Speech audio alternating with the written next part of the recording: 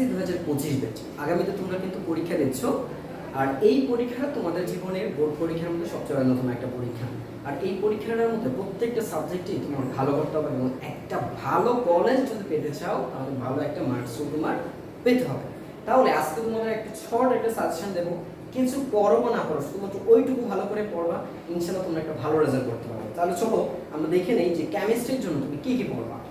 কেমিস্ট্রির জন্য তোমার প্রথমে চতুর্থ অধ্যায়টা ধরবা। চতুর্থ অধ্যায়, পঞ্চম অধ্যায়, ষষ্ঠ, সপ্তম, অষ্টম আর হচ্ছে দশম। একটু ভালো করে লক্ষ্য করে দেখো, এখানে তোমাদের মাত্র 6টা অধ্যায় দিয়েছে।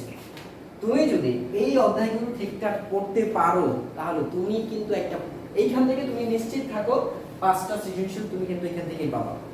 5টা সৃজনশীল তুমি এইখান থেকেই পেয়ে যাবে। সো তোমার এত টেনশন না নিয়ে, তোমার এত অধ্যায় না পড়ে তুমি শেষ মুহূর্তে শুধুমাত্র এইটুকু পড়ো, জাস্ট 4, 5, 6, 7, 8 আর কি 10।